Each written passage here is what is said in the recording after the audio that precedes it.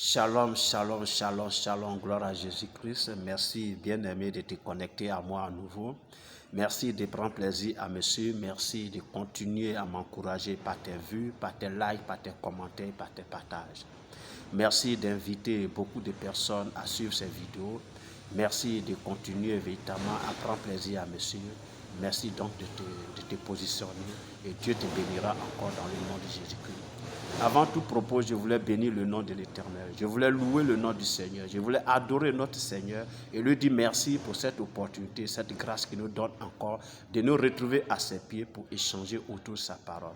Je prie donc qu'il bénisse ces instants. Je prie donc qu'il soit au cœur de cette vidéo, au cœur de cet enseignement, qu'il envahisse par sa présence et par sa gloire, et que sa puissance soit à l'œuvre pour neutraliser tout ce qui est distraction et vagabondage d'idées, tout ce qui peut nous empêcher à la bonne écoute de sa parole et à la production de cette vidéo soit mis en déroute maintenant dans le nom puissant de Jésus-Christ, qui règne en maître absolu sur ce moment pour la gloire de son Seigneur, pour notre bonheur personnel au nom de Jésus. Béni sois-tu Seigneur, merci pour ce que tu as accompli pour nous. Fais-nous voir ta gloire au travers de cette parole au nom de Jésus-Christ. Amen. Bien-aimé, je parlais de l'urgence pour un homme sur la terre. C'était le salut de son âme. Aujourd'hui, je vais parler de quelque chose qui travaille un peu dans ce sens-là, pour te montrer quelque chose, pour te révéler quelque chose. Alléluia. Josué chapitre 2, verset 1 dit ceci. Josué, fils de Nun, fit partir secrètement de Sittim 2 espions en leur disant, allez examiner le pays et en particulier Jéricho. Alléluia. Alléluia. Donc, voici comment l'histoire commence. Je vais vous raconter de façon brève cette histoire. C'est une histoire où Dieu a donné le commandement de la conquête à Josué après la mort de Moïse. Josué donc devrait passer par Jéricho pour aller conquérir Canaan et posséder Canaan. Alléluia. Mais Jéricho était barricadé. Alors Josué a envoyé des espions à Jéricho. Amen. Mais l'histoire nous révèle qu'à Jéricho, il y avait une prostituée du nom de Rahab. Et Rahab a gardé, a protégé ces espions israélites qui sont arrivés chez elle. C'est une prostituée. Et la Bible nous révèle que le roi de Jéricho a ordonné à Rahab de livrer les hommes qui sont venus chez elle parce que c'était des espions et elle les a cachés. Alléluia. Elle les a cachés. Elle a pris fait et cause pour ces espions. Or, ces espions venaient pour détruire la ville où elle vit, venaient pour détruire le royaume dans lequel elle vit. Mais elle a pris fait et cause pour ces espions. Elle les a protégés et elle leur a fait une demande. Protégez-moi, moi et ma famille, moi et ma maison. Alléluia.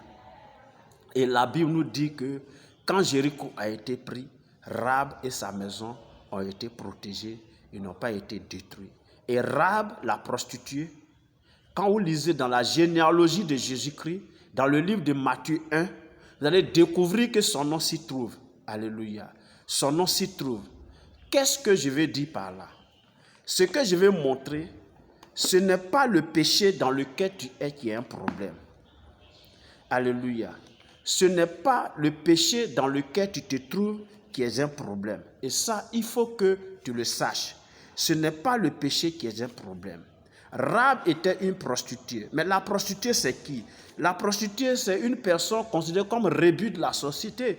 C'est un peu les déchets de la société. C'est des femmes qui ne sont plus considérées parce que presque tous les hommes passent sur elles.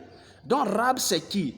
Rahab n'a même pas droit à s'asseoir au milieu des gens parce que c'est une et à cette époque, être prostituée, vraiment, c'est pas comme aujourd'hui où il y a les droits de l'homme, on les protège, il y a des personnes pour défendre leur cause. Non, à cette époque-là, une prostituée, mais c'est pas quelqu'un qu'on doit considérer, n'est-ce pas? Mais tu es une serpillière, tu es une saleté, tu es une poubelle. Alléluia. Donc, en bon temps, Rahab ne méritait même pas le salut de Dieu. Alléluia. C'est ce que ça veut dire. Rahab ne méritait pas le salut de Dieu. Amen, amen.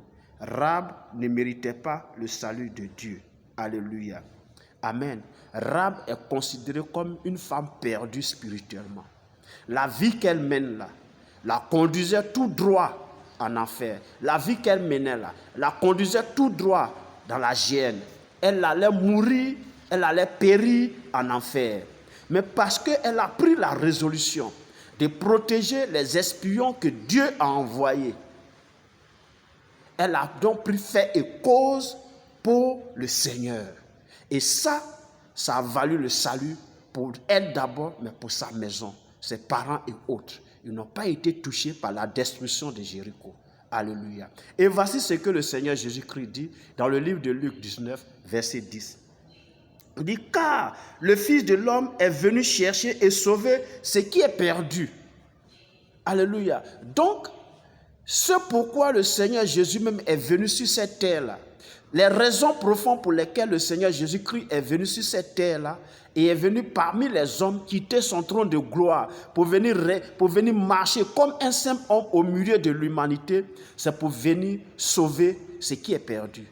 Donc, la prostituée est une personne perdue, loin de Dieu, qui n'a pas droit à la grâce de Dieu, qui n'a pas droit au salut que Dieu donne par rapport à la vie qu'elle mène. Mais Rahab a été sauvée parce qu'elle a pris fait et cause pour le Seigneur, pour Dieu, pour le peuple de Dieu.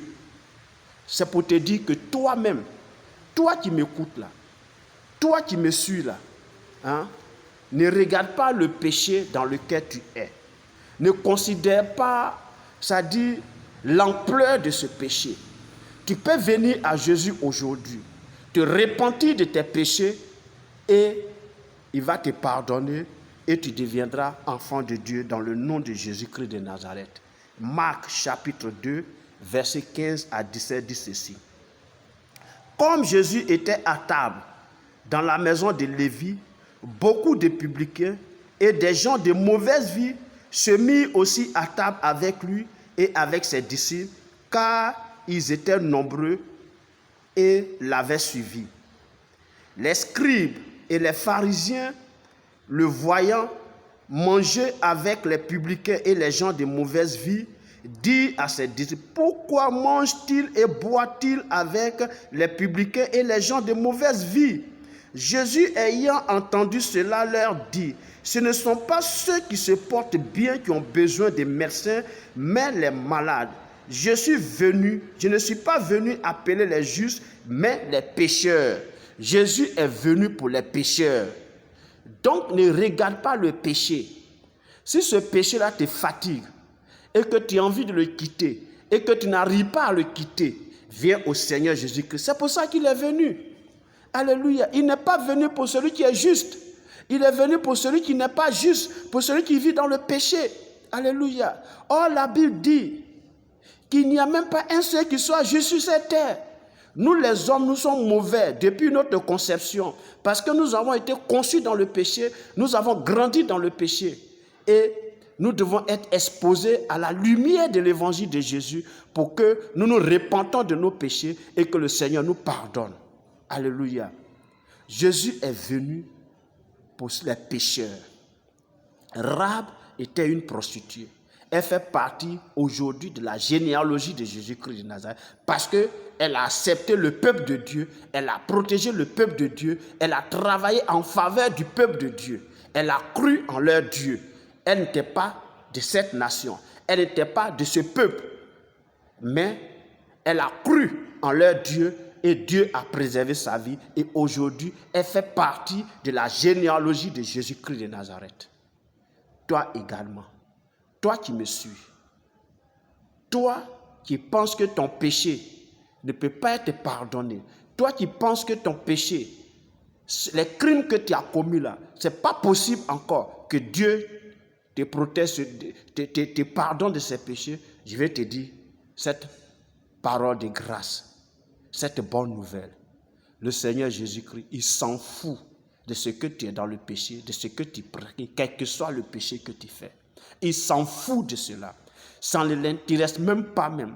C'est pas ça son problème. Ce qu'il veut, il veut te sauver. C'est pourquoi il est venu. Arrête tous les autres débats. Il est venu pour le salut de ton âme. Il est venu chercher pour sauver ce qui est perdu. Tu es un perdu. Tu es une perdue. Regarde la vie que tu mènes. Regarde dans les conditions dans lesquelles tu es. Tu penses que cette vie-là, elle est agréable à ton Créateur Dieu? C'est le moment de te repentir. C'est le moment de venir au Seigneur. C'est le moment d'accepter Jésus. Parce que c'est pour ça qu'il est venu. C'est pourquoi les publicains, les gens de mauvaise vie mangeaient avec lui. Il était d'accord que ces personnes, parce qu'il est venu pour les sauver. Il est venu pour les sauver du péché. Il est venu pour les délivrer du pouvoir du péché. Et il veut le faire pour toi. Toi qui me suis et qui n'as pas encore accepté Christ. Jésus est venu pour le salut de ton âme. Accepte-le aujourd'hui. N'endurcis pas ton cœur. Comme je l'ai dit dans la dernière vidéo. N'endurcis pas ton cœur. N'endurcis pas ton cœur. Aujourd'hui, si tu entends cette voix, n'endurcis pas ton cœur. N'endurcis pas ton cœur. Reçois le Seigneur Jésus-Christ dans ta vie et accepte-le pour qu'il soit le maître de ta vie désormais dans le nom puissant de Jésus-Christ.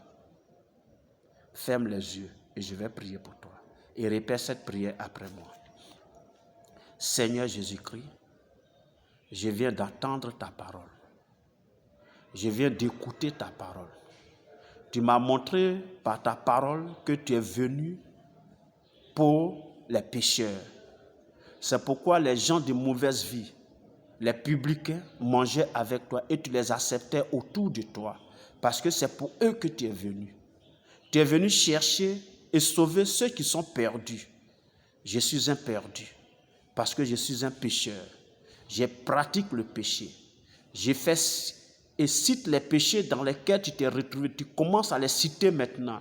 Si tu es dans l'adultère, dans l'immoralité, dans l'impudicité, commence à citer ces péchés. Si tu es dans la tricherie, commence à citer ces péchés. Dis à Jésus, je suis dans la tricherie, je suis dans l'adultère, je suis dans l'immoralité, je suis dans l'escroquerie, je suis dans le vol, je suis dans ça, je suis dans ça, je suis dans ça. Mais aujourd'hui, j'ai entendu ta parole, je viens jusqu'à toi. Aie pitié de moi.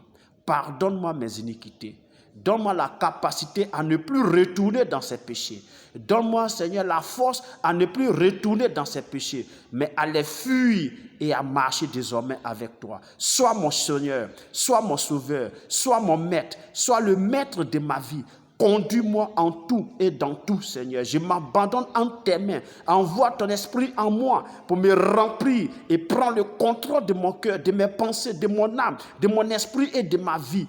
Éternel, je m'abandonne en tes mains. Façonne-moi, modèle-moi, transforme-moi, brise-moi. Fais de moi ton enfant, afin que je sois digne d'hériter le royaume des cieux. Seigneur, me voici, que ton sang précieux, ton sang qui a coulé à la croix de Golgotha, me lave, me purifie, me sanctifie et me rend pur devant ta face. Et que désormais, tu me donnes la capacité à marcher en sainteté de vie au nom de Jésus de Nazareth. Merci Seigneur, merci mon Père et mon Roi. Comme la prostituée arabe, sauve-moi également au nom de Jésus-Christ. Que la gloire te revienne et la louange soit à toi seul. Dans le nom de Jésus-Christ que j'ai prié. Amen.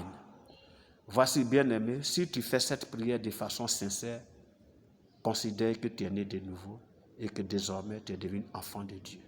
Ne crains plus rien. Désormais, le Seigneur marche avec toi en nouveauté de vie et ton âme est sauvée.